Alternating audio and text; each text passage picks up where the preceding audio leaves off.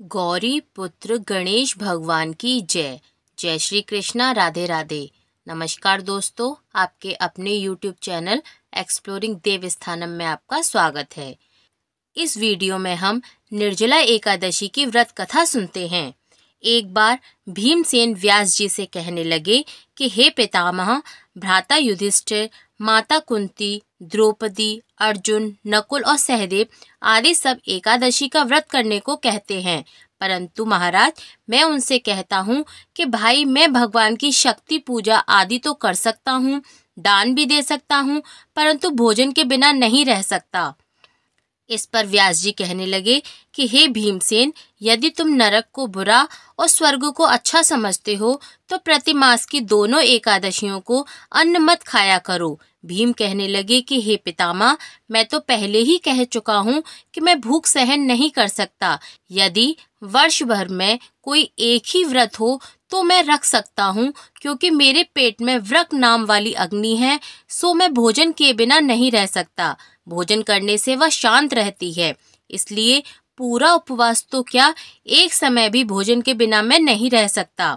अतः आप मुझे कोई ऐसा व्रत बताइए जो वर्ष में केवल एक ही बार करना पड़े और मुझे स्वर्ग की प्राप्ति हो जाए। श्री व्यास जी कहने लगे कि हे पुत्र, बड़े बड़े ऋषियों ने बहुत शास्त्र आदि बनाए हैं जिनसे बिना धन के थोड़ा परिश्रम से ही स्वर्ग की प्राप्ति हो सकती है। इसी प्रकार शास्त्रों में दोनों पक्षों की एकादशी का व्रत मुक्ति के लिए रखा जाता है। व्यास जी के वचन सुनकर भीमसेन नरक में जाने के नाम से भयभीत हो गए और कांपकर कहने लगे कि अब क्या करूं, मास में 2 व्रत तो मैं कर नहीं सकता। हाँ, वर्ष में एक व्रत करने का प्रयत्न अवश्य कर सकता हूँ।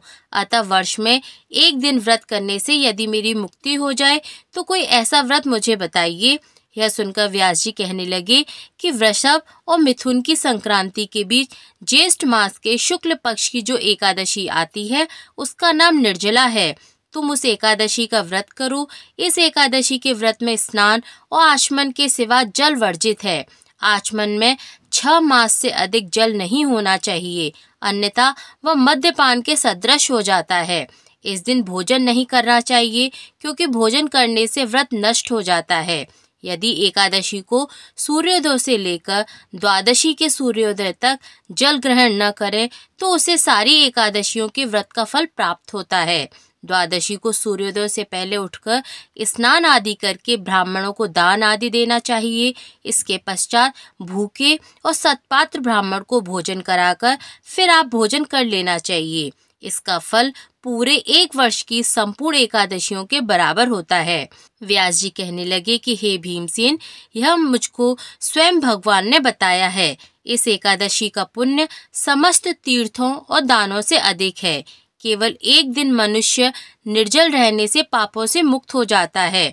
अतः जो मनुष्य निर्जला एकादशी का व्रत करते हैं उनकी मृत्यु के समय यमदूत आकर नहीं घेरते, वरन भगवान के पार्षद उसे पुष्पक विमान में बिठाकर स्वर्ग को ले जाते हैं। अतः संसार में सबसे श्रेष्ठ निर्जला एकादशी का व्रत है, इसलिए यत्न के साथ इस व्रत को अवश्य करना चाहिए। उस दिन ओम नमो भगवते वासुदेवाय मंत्र का उच्चारण करना चाहिए और गोदान अवश्य करना चाहिए। इस प्रकार व्यास जी की आज्ञा अनुसार भीमसेन ने इस व्रत को किया, इसलिए इस एकादशी को भीमसेनी या पांडवी एकादशी के नाम से भी जाना जाता है। निर्जला व्रत करने से पूर्व भगवान से प्रार्थना करें कि हे भगवान, आज मैं निर्जला व्रत करता हूँ, दूसरे दिन भोजन करूँगा।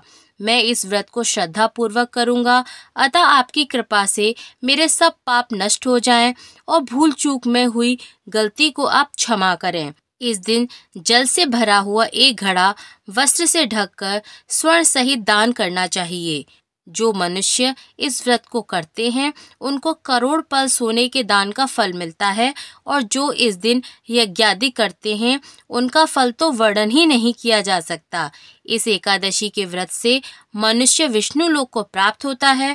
जो मनुष्य इस दिन अन्न खाते हैं वे चांडाल के समान होते हैं, वे अंत में नरक में जाते हैं। जिसने निर्जला एकादशी का व्रत किया वह चाहे ब्रह्म हत्यारा हो, मद्यपान करता हो, चोरी की हो या गुरु के साथ द्वेष किया हो, मगर इस व्रत के प्रभाव से स्वर्ग जाता है। हे कुंती पुत्र, जो पुरुष या स्त्री श्रद्धा पूर्वक इस व्रत को करते हैं उन्हें अग्रलिखित कर्म करने चाहिए। प्रथम भगवान का पूजन, फिर गोदान, ब्राह्मणों को मिष्ठान व दक्षिणा देनी चाहिए तथा जल से भरे कलश का दान अवश्य करना चाहिए। निर्जला के दिन अन्न, वस्त्र, जूती आदि का दान भी कर सकते हैं। जो मनुष्य भक्ति पूर्वक इस कथा को पढ़ते हैं या सुनते हैं उन्हें निश्चय ही स्वर्ग की प्राप्ति होती है।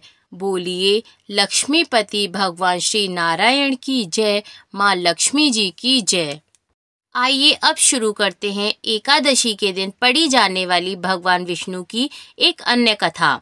यौगिक कथाओं में कई ऐसी कहानियां हैं जिनमें बताया गया है कि शिव की करुणा कोई भेदभाव नहीं करती और वे किसी की इच्छा पर बच्चों की तरह भोलापन दिखाते हैं। एक बार गजेंद्र नामक एक असुर था। गजेंद्र ने बहुत तप किया और शिव से यह वरदान पाया कि जब भी वह उन्हें पुकारेगा शिव को आना होगा। त्रिलोकों के सदा शरारती ऋषि नारद ने देखा कि गजेंद्र हर छोटी छोटी बात के लिए शिव को पुकार लेता है, तो उन्होंने गजेंद्र के साथ एक चाल चली। उन्होंने गजेंद्र से कहा, तुम शिव को बार बार क्यों बुलाते हो? वह तुम्हारी हर पुकार पे आ जाते हैं। क्यों नहीं तुम उनसे कहते कि वह तुम्हारे अंदर आ जाएं और वहीं रहें, जिससे वह हमेशा तुम्हारे अंदर रहेंगे। गजेंद्र को यह बात अच्छी लगी और फिर उसने शिव की पूजा की।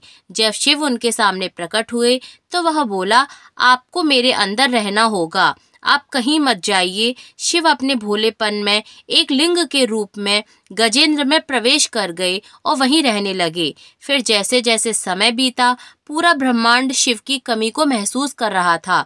कोई नहीं जानता था कि वह कहाँ हैं। सभी देव और गण शिव को खोजने लगे। काफी खोजने के बाद जब कोई यह पता नहीं लगा पाया कि वह कहाँ हैं, तो वे हल ढूंढने के लिए विष्णु भगवान के पास गए। विष्णु भगवान ने यह स्थिति देखी और कहा, वह गजेंद्र के अंदर हैं। फिर देवों ने उनसे पूछा कि वे शिव को गजेंद्र के अंदर से कैसे निकाल सकते हैं, क्योंकि गजेंद्र शिव को अपने अंदर रखकर अमर हो गया था। हमेशा की तरह विष्णु भगवान सही चाल लेकर आए। देवगण शिव भक्तों का रूप धरकर गजेंद्र के राज्य में गए और बहुत भक्ति के साथ शिव की स्तुति गान करने लगे। शिव का महान भक्त होने के कारण गजेंद्र ने इन लोगों को अपने दरबार में आकर गाने और नाचने का न्योता दिया। शिव भक्तों के वेश में देवों का यह दल आया और बहुत भावनाओं के कारण बहुत भक्ति पूर्वक वे शिव के लिए भक्तिगान गाने और नाचने लगे। शिव जो गजेंद्र के अंदर बैठे हुए थे वह खुद को रोक नहीं सकते थे, उन्हें जवाब देना ही था, तो वह गजेंद्र के टुकड़े करके उनसे बाहर निकल गए।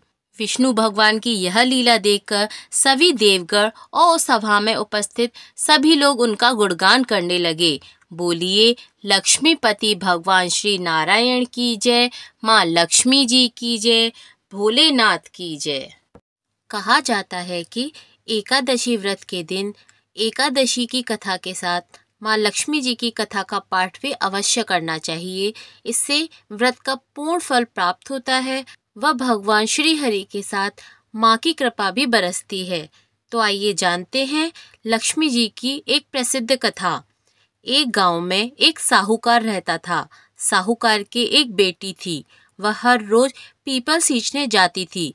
पीपल के वृक्ष में से लक्ष्मी जी प्रकट होती थी और चली जाती। एक दिन लक्ष्मी जी ने साहूकार की बेटी से कहा, तू मेरी सहेली बन जा। तब लड़की ने कहा, मैं अपने पिता से पूछकर कल आऊंगी। साहूकार की बेटी ने घर जाकर अपने पिता को सारी बात बता दी। तब उसके पिताजी बोले, वह तो लक्ष्मी जी हैं, अपने को और क्या चाहिए, तू लक्ष्मी जी की सहेली बन जा। दूसरे दिन वह लड़की फिर गई। तब लक्ष्मी जी पीपल के पेड़ से निकलकर आई और कहा, सहेली बन जा। तो लड़की ने कहा, बन जाऊंगी, और दोनों सहेली बन गईं। लक्ष्मी जी ने उसको खाने का न्योता दिया। घर आकर लड़की ने माँ बाप को कहा कि मेरी सहेली ने मुझे खाने का न्योता दिया है। तब बाप ने कहा कि सहेली के यहाँ जीमने जाइयो, पर घर को संभाल कर जाना। तब वह लक्ष्मी जी के यहाँ जीमने गई तो लक्ष्मी जी ने उसे शॉल दुशाला ओढ़ने के लिए दिया, रुपए दिए, सोने की चौकी, सोने की थाली में 36 प्रकार के व्यंजन अर्पित किए। जीम कर जब वह अपने घर जाने लगी तो लक्ष्मी जी ने पल्ला पकड़ लिया और कहा कि मैं भी तेरे घर जीमने आऊंगी। तो उसने कहा आ जाना। वह घर जाकर चुपचाप बैठ गई। तब बाप ने पूछा कि बेटी सहेली के यहाँ जीम कर आ गई और उदास क्यों बैठी है। तो उसने कहा पिताजी, मेरे को लक्ष्मी जी ने इतना दिया, अनेक प्रकार के भोजन कराए, परंतु मैं उन्हें कैसे जिमाऊंगी, अपने घर में तो कुछ भी नहीं है। तब उसके पिता ने कहा कि गोबर मिट्टी से चौका लगाकर घर की सफाई कर ले, 4 मुख वाला दिया जलाकर लक्ष्मी जी का नाम लेकर रसोई में बैठ जाना। लड़की सफाई करके लड्डू लेकर बैठ गई। उसी समय एक रानी नहा रही थी। उसका नौलखा हार चील उठाकर ले गई और उसके घर नौलखा हार डाल गई और उसका लड्डू ले गई। बाद में वह हार को तोड़कर बाजार में गई और सामान लाने लगी। तो सुनार ने पूछा कि क्या चाहिए। तब उसने कहा कि सोने की चौकी, सोने का थाल, दुशाला चाहिए, मोहरें दें और सामग्री दें, 36 प्रकार का भोजन हो जाए, इतना सामान दें। सारी चीजें लेकर बहुत तैयारी कर और रसोई बनाई। तब गणेश जी ने कहा कि लक्ष्मी जी को बुलाओ। आगे आगे गणेश जी और पीछे पीछे लक्ष्मी जी आईं।